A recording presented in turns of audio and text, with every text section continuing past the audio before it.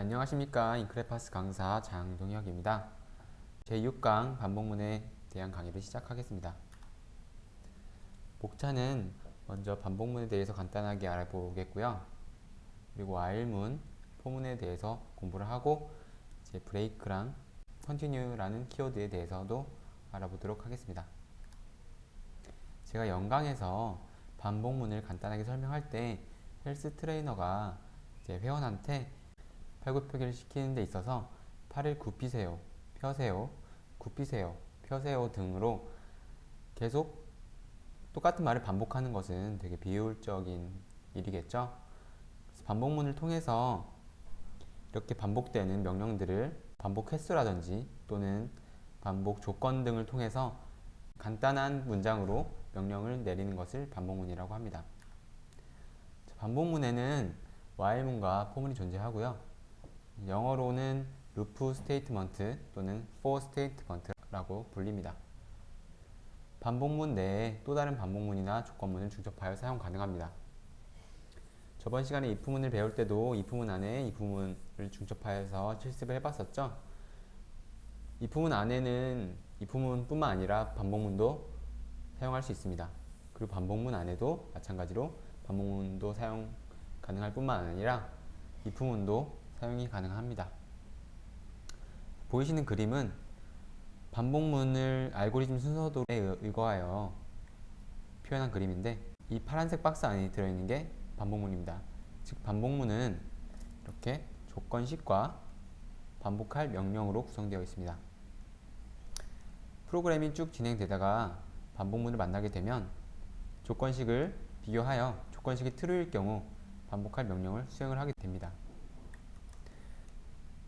명령이 끝나게 됐을 경우 if문처럼 다음 명령을 실행하는 것이 아니라 다시 조건식을 비교하러 갑니다. 가서 조건식이 여전히 true이면 명령을 다시 실행하는 거죠.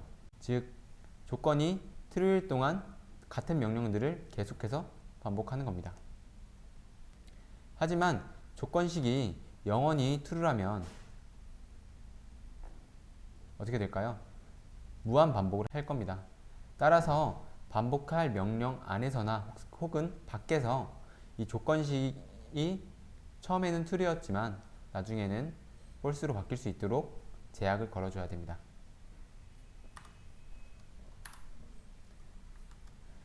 while문의 종류와 구조입니다. while문은 while문과 do while문으로 구성되어 있습니다. 그리고 마찬가지로 조건식과 반복문, body로 구성이 되어 있는데요. 비교적 간단한 구조라고 볼 수 있습니다. 구조를 먼저 보시면 이렇게 while이라고 선언을 하고 선언부에 조건식을 넣습니다. if문을 배울 때 조건식을 넣었던 것처럼 똑같습니다. 즉 불린형 자료가 반환이 되겠죠. 조건식에서 식이 이제 실행이 되면 바로 그냥 불린 자료형이 들어가도 됩니다. 예를 들어서 뭐 불린 값을 가지고 있는 체크라는 뭐 변수도 되고요. 코드를 한번 볼까요? 이 코드는 아까 전에 제가 처음에 설명했었던 팔굽혀펴기를 이제 회원한테 시키는 그런 명령이라고 보시면 되는데요. 인트형 자료형에 파워를 30이라고 넣어줬습니다. 그리고 while문을 만나게 되죠. while문 만나면 파워의 값이랑 0이랑 비교하게 됩니다. 처음에는 파워가 30이겠죠. 30이므로 true를 반환해서 이 pushup이라는 가상의 메서드, 이 메서드는 실제로 존재하지 않는데 제가 가상으로 넣어 놓은 겁니다. 가상의 메서드를 실행하고 이제 파워가 1 감소되죠. 감소 연산자를 만났습니다. 그래서 이 명령이 끝나면 이렇게 while문을 빠져나오는 것이 아니라 다시 비교를 하러 갑니다. 여기서 파워는 1이 감소됐으므로 29가 됐겠죠. 29는 0보다 크죠. 따라서 또 true를 반환하게 되고 이렇게 반복을 계속 하게 되는 겁니다. 그러다가 결국에 파워가 여기서 1이 됐을 수 있겠죠. 1이 됐을 때 그때도 마지막으로 true여가지고 얘는 실행이 되고 파워는 0이 됩니다. 그리고 나서 다시 비교를 하러 갔을 때 파워는 0이 됐을 테고 0은 0보다 크지 않죠. false를 반환하게 되면 그때서야 반복문이 끝나고 빠져나오게 됩니다. 즉 이 사람은 푸시업을 30번 했겠죠. 자, 그렇다면 do while문도 거의 비슷합니다. 이런 식으로 변수를 생성하고요. do라는 공간에 푸시업, 즉 파워 마이너스 마이너스, 즉 여기서 했던 명령들을 여기에 적어주는 겁니다. 여기선 조건을 먼저 비교를 하고 나중에 명령을 실행했다면 do while문에서는 거꾸로 명령을 실행하고 조건을 비교하는 게 차이점입니다. 제가 오른쪽 위에도 좀 써놨죠. 선 비교 후 실행, 선 실행 후 비교. 이 차이점에 대해서 제대로 알고 계셔야 됩니다. 자, 그렇다면 마찬가지로 파워라는 변수를 만들고 푸시업을 실행했습니다. 그리고 파워를 1 감소시켰죠. 파워는 29가 됐을 겁니다. 29가 됐을 때 29는 0보다 크므로 다시 이쪽으로 와서 반복을 하게 되겠죠. 이 왼쪽에 있는 while문 코드와 이 do while문의 코드는 똑같습니다. 똑같은 결과를 반환하고요. 하지만 while문과 do while문은 이렇게 나눠 놓는 이유가 있겠죠. 이 조건을 먼저 비교를 하고 명령을 실행하냐, 또는 명령을 먼저 실행시키고 조건을 비교하냐의 차이점이 있을 수밖에 없잖아요. 그거를 어떤 상황에 따라서 while문과 do while문을 써야 되는지 한번 다음 슬라이드에서 알아보도록 하겠습니다. 똑같은 프로그램을 while문과 do while문으로 작성해 보았는데요. 일단 예제부터 한번 분석해 보도록 할까요?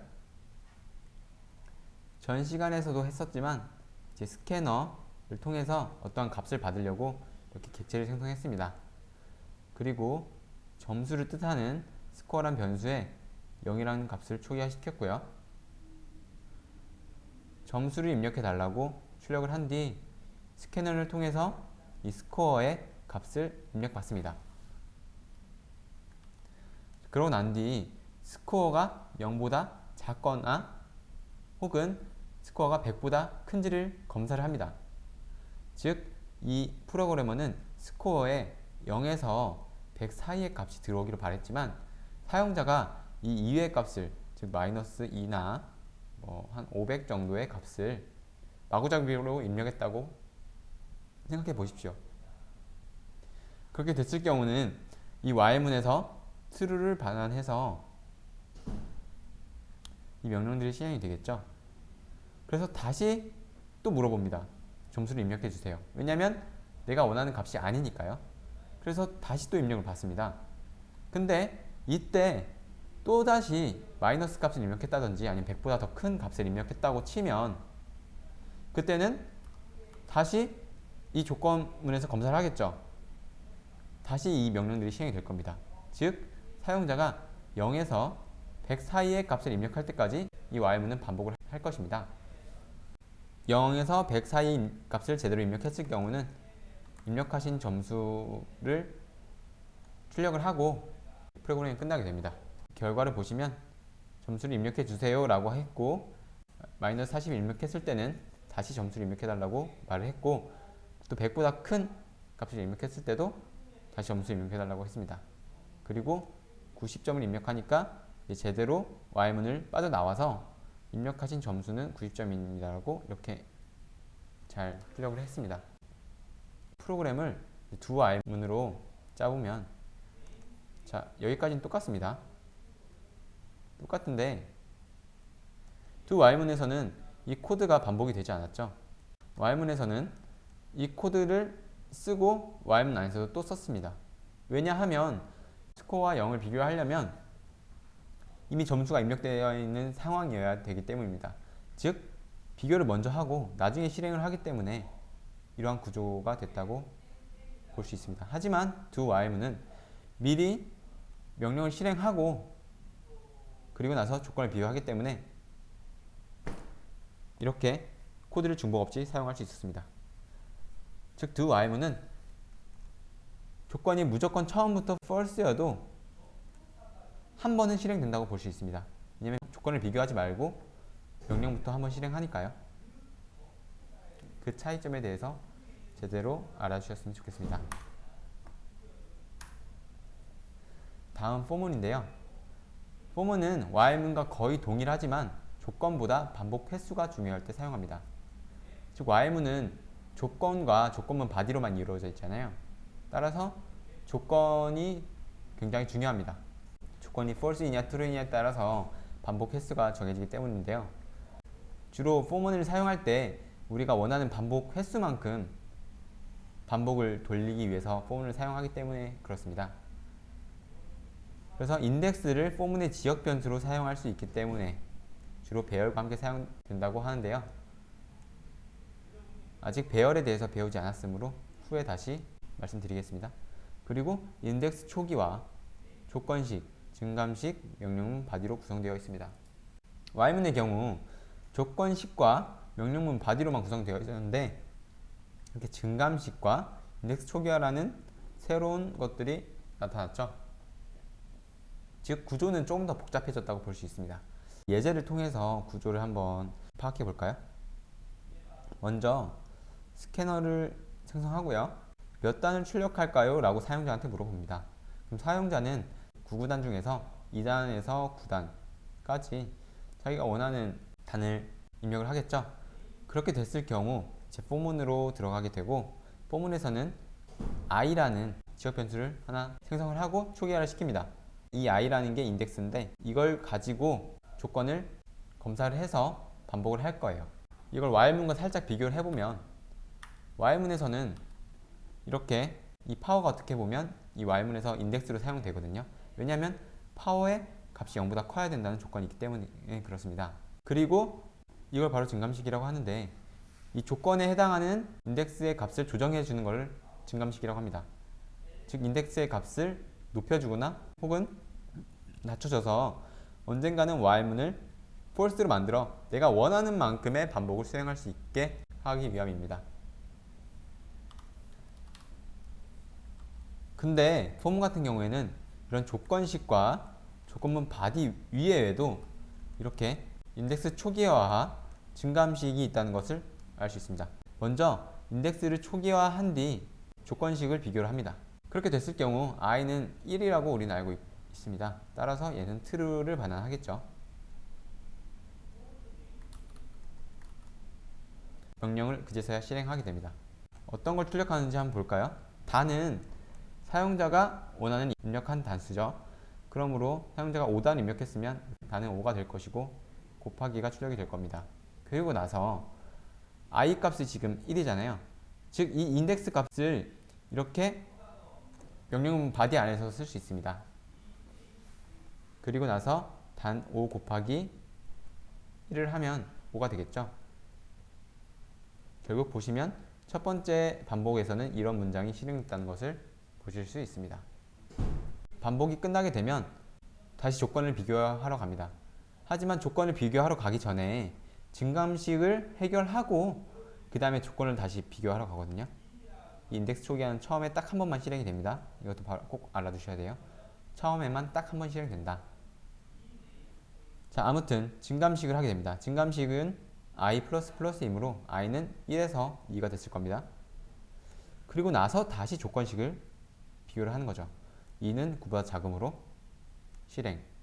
이런 식으로 i가 하나씩 계속 증가하면서 결국에 i가 10이 됐을 때는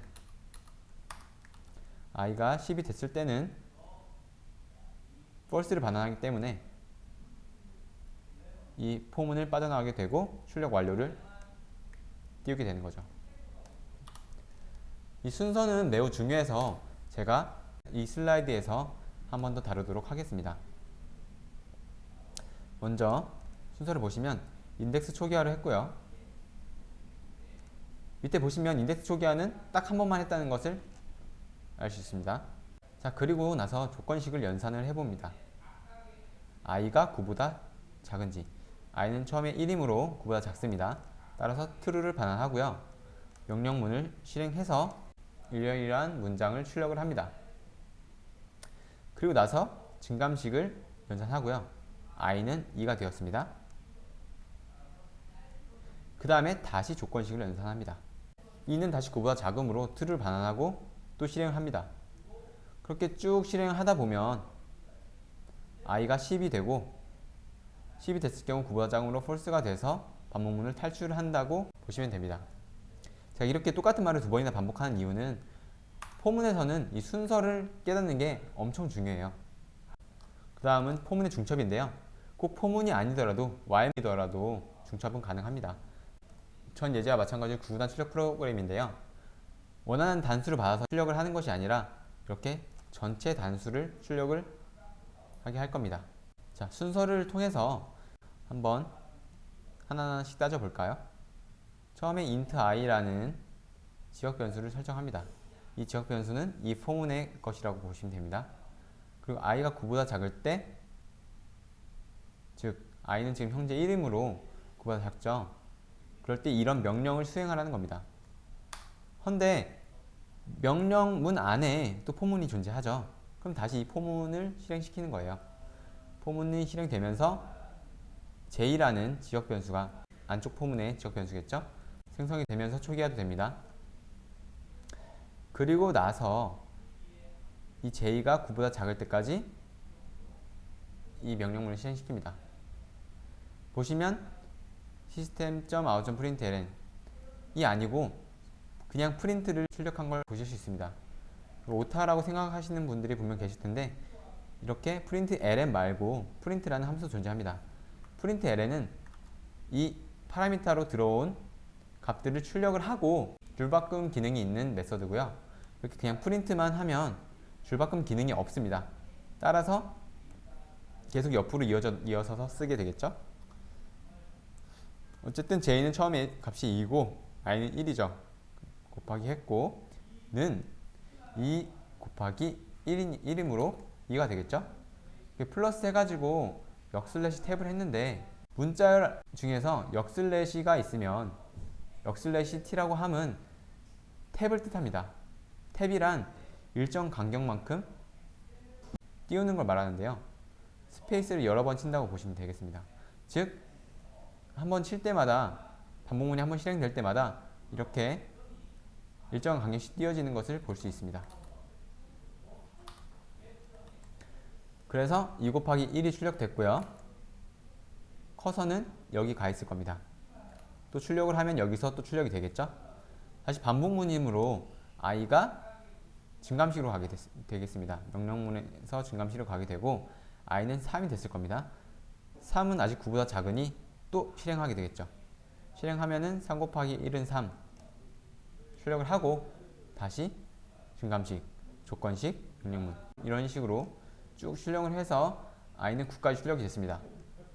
i가 아니라 j죠.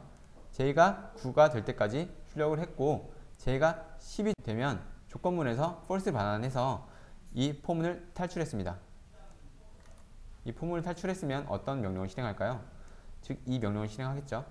이 명령은 system.out.println인데 안에 파라미터가 없습니다. 안에 파라미터가 없으면 그냥 줄바꿈만 하는 메서드라고 생각하시면 됩니다. 그렇게 되고 다시 증감식으로 가겠죠.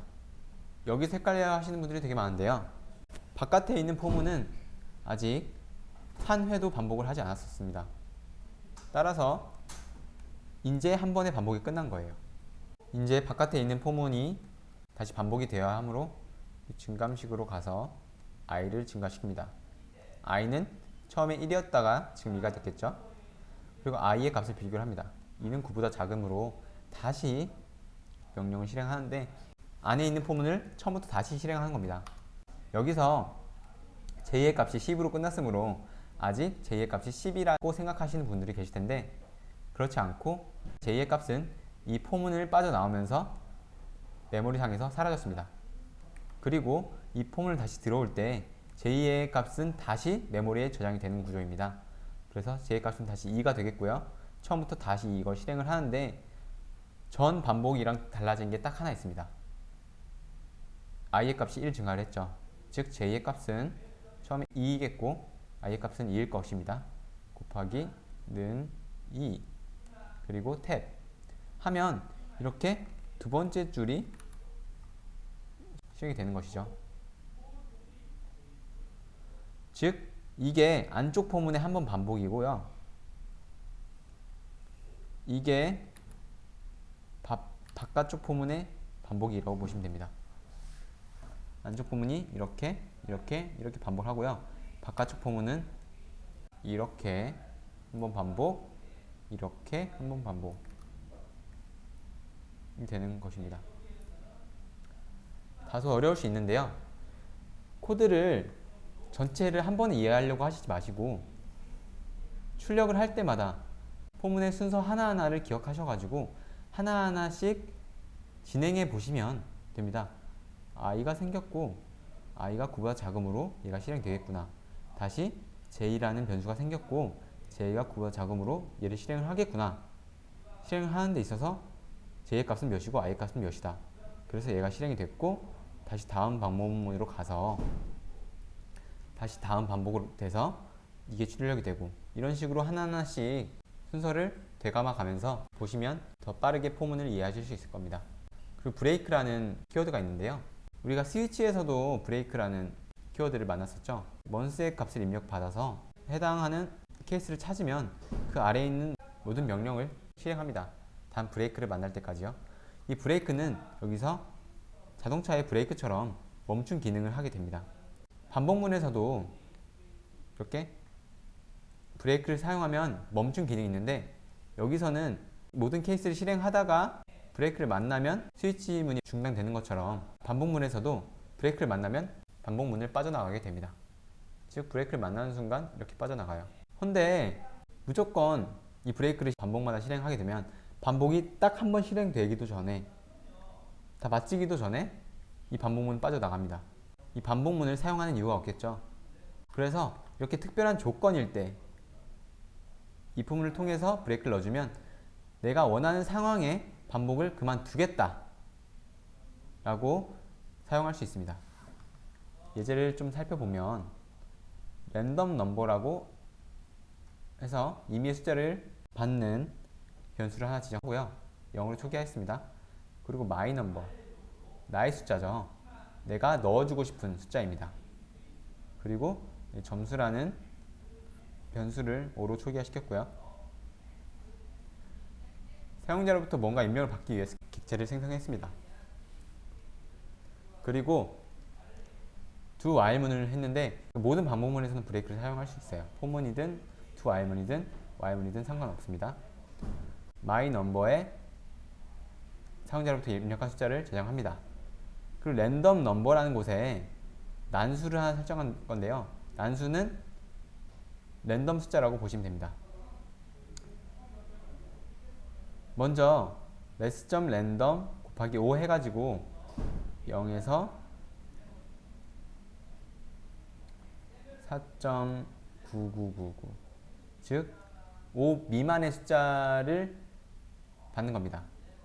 받은 뒤에 그걸 인트로 캐스팅하면 0 아니면 1 아니면 2 아니면 3 아니면 4라는 정수가 랜덤으로 똑같은 확률로 이 랜덤 넘버에 담기기 때문에 어느 숫자가 올지는 사용자는 모르겠죠. 이 mass.random에 대해서 좀 궁금해 하시는 분이 계실 텐데 mass라는 클래스 안에 있는 랜덤이라는 메서드를 실행시키는 겁니다. 이런 메서드를 실행시키면 이거의 결과값이 즉 랜덤이라는 함수의 결과값이 실수를 반환하는데요. 그것은 0부터 0.9999 즉 1 미만의 숫자를 반환하게 됩니다. 그랬을 경우 곱하기 5를 하게 되면 0부터 4.9999 값이 되겠죠. 그걸 인트로 캐스팅 해버리면은 자료에 손실이 일어나서 소수점 뒷자리는 다 없어지게 됩니다. 따라서 이 숫자는 0 아니면 1 아니면 2 아니면 3 아니면 4겠죠.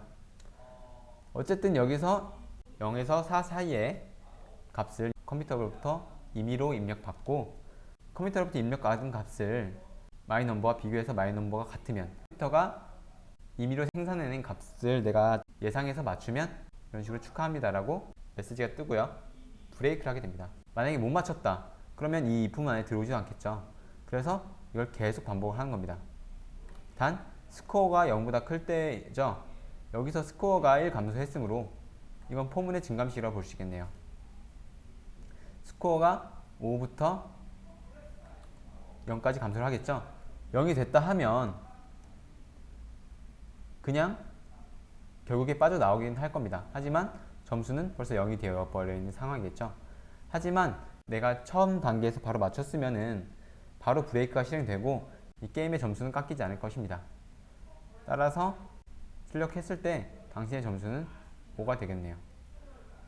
이건 제가 테스트 해본 건데 숫자를 입력해 달라고 해서 5라고 입력했습니다. 저는 5일 것 같았어요. 하지만 틀리고 다시 반복문이 실행이 됐죠. 2를 넣었습니다. 운이 좋게 맞아가지고 축하합니다. 당신 점수 4. 즉 여기서 1점이 깎였으므로 여기서 4점이 됐겠죠. 이런 식의 예제를 한번 만들어 보았습니다. 브레이크를 이용해서 자신의 원하는 조건일 때 반복문을 탈출하게 할 수 있다 라는 게 브레이크의 가장 핵심 개념입니다. 라벨이라는 게 있는데요. 이 라벨은 영어 발음으로는 레이블이라죠. 레이블은 브레이크와 함께 사용할 수 있습니다. 레이블은 브레이크처럼 키워드로 사용하는 게 아니고 반복문에 이렇게 바로 앞에 이름을 붙여주는 겁니다. 지금 보면 중첩 포문인데 안쪽 포문 안에서 브레이크를 했을 경우에는 안쪽 포문이 반복이 끝나게 되고 이 바깥쪽 포문은 아직 반복이 남았으므로 이렇게 되겠죠. 남은 반복을 계속 할 겁니다. 하지만 이런 식으로 내가 바깥쪽 포문에 아우터라고 이름을 지어주고 그 아우터를 브레이크 시키면 바깥쪽에 있는 포문이 브레이크를 당하면서 바로 반복이 끝나게 됩니다. 즉 안쪽 포문은 물론 바깥쪽 포문까지 그 즉시 브레이크를 당하게 되는 거죠.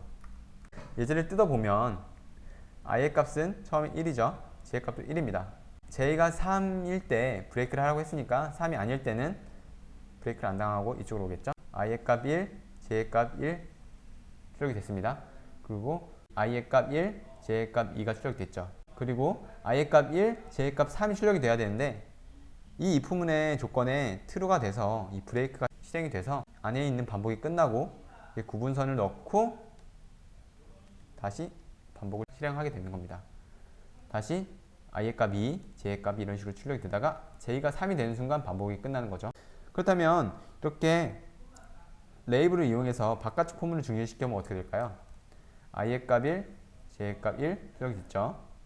i의 값 1, j의 값 2 출력이 됐습니다. i의 값 1, j의 값 3인데 j가 3일 때 바깥쪽에 있는 포문을 중지시켜라 했기 때문에 바깥쪽 포문이 중지되면서 프로그램이 종료되었습니다. continue는 브레이크와 흡사합니다. 하지만 조금 다른 거죠. continue는 이렇게 생각하시면 됩니다. 여러분들이 학교를 매일 나가는데 일주일에 학교를 5일 동안 나간다고 보겠습니다. 근데 담임 선생님이 학생이 아픈 것 같아서 야 오늘은 쉬고 내일부터 다시 나와서 공부해. 내일부터 다시 등교해. 어쨌든 학생은 학교를 그만두는 것이 아니라 학교를 계속 다니죠. 오늘은 집에 가서 쉬라는 겁니다. 즉 이번 반복을 끝내고 다음 반복을 실행하라고 하는 것입니다. i의 값이 1이고 이렇게 구분선을 출력했습니다. i를 3으로 나눈 나머지 값이 0과 같을 때 i를 3으로 나눈 나머지 값이 0과 같다는 건 무엇일까요? 처음에 i가 1이죠. 3으로 나눈 나머지 값은 1입니다. 목 0, 나머지 1이죠. 그리고 i가 2일 때 목 0, 나머지 2가 되겠죠. i가 3일 때 목 1, 나머지 0. 즉 i가 3의 배수냐는 겁니다. i가 3의 배수일 경우는 continue를 실행해라. 현재 반복을 멈추고 다음 반복을 실행해라 라고 하는 것과 똑같습니다. 그래서 i가 3이 되었을 때 값은 출력이 되지 않았죠. 그래서 반복이 끝난 게 아니고 다시 i가 4일 때 반복이 실행되는 겁니다.